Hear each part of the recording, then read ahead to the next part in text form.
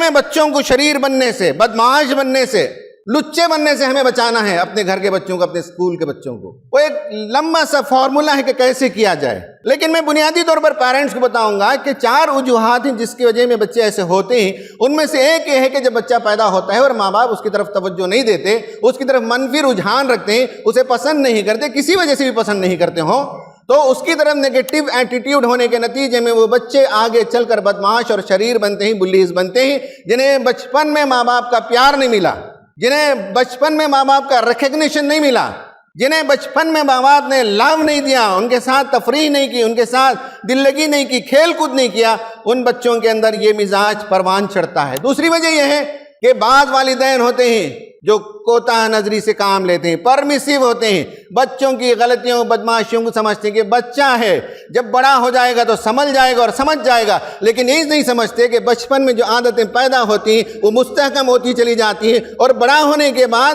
وہ عادتیں اور زیادہ تباہ کن ہو جاتی ہیں۔ یہ ماں باپ کی طرف سے غفلت دوسری وجہ ہے۔ تیسری وجہ ہے کہ بعض ماں باپ اتھارٹیرینزم کا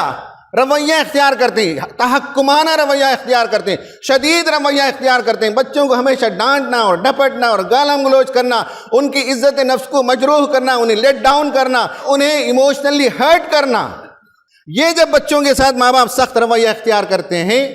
تو تشدد سے تشدد جنم لیتا ہے، نفرت سے نفرت جنم لیتی ہے، سختی سے سختی جنم لیتی ہے، اور وہ بچہ دوسروں کے ساتھ نفرت کرتا ہے، وہ بچہ دوسروں کے ساتھ سختی کرتا ہے، وہ بچہ دوسروں کے ساتھ تشدد کا رویہ اختیار کرتا ہے۔ اور چوتھی وجہ یہ ہے کہ بعض بچے اپنا خود مزاج لے آتے ہیں۔ آپ بچوں کی انجینئرنگ نہیں کر سکتے، جیسے ایک پلین گراؤنڈ میں بلڈنگ کھڑی کرتے ہیں ویسا نہیں ہے، بچہ خود اپنا ایک مزاج لاتا ہے۔ والدین چرواہے کی طرح ہوتے ہیں، والدین مالی کی طرح ہوتے ہیں، جیسے ایک باغبان ہوتا ہے۔ درخت کا بیج آپ بو دیتے ہیں زمین میں تو اپنے آپ سے جڑ پکڑے گا اور آگے بڑھے گا اور پھل لائے گا۔ باغبان کا کام یہ ہے کہ درخت کے بیج کے اندر کچھ تبدیلی نہیں کرتا، صرف یہ ہے کہ مٹی کو نرم کرے گا، پانی دے گا، پتوں میں اگر کیڑے لگ گئے ہوں تو صرف ان 2-4 پتوں کو توڑے گا،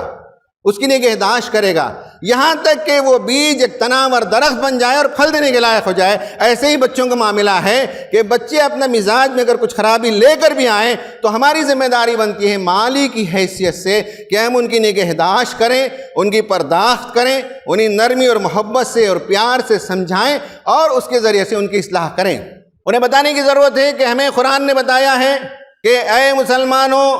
مردوں میں سے تم میں سے ایک دوسرے کا مذاق نہ اڑائیں، ہو سکتا ہے کہ جس کا مذاق اڑایا جا رہا ہے وہ تم سے بہتر ہو۔ اور پھر خصوصی اہمیت کی خاطر عورتوں سے کہا گیا کہ عورتیں ایک دوسرے کا مذاق نہ اڑائیں، ہو سکتا ہے کہ وہ عورت جس کا مذاق تم اڑا رہی ہو وہ تم سے بہتر ہو۔ اور لوگوں کو تانے نہ دو، لوگوں کو برے القاب سے یاد نہ کرو۔ یہ جو بدمعاش بچے ہوتے ہیں یہ دوسروں کے حسب نسب پر تانے دیتے ہیں، رنگ و نسل پر تانے دیتے ہیں، خد و قامت پر تانے دیتے ہیں، زبان و بیان کے اندر کوئی کمزوری ہوتی ہے تو اسے پکڑ لیتے ہیں۔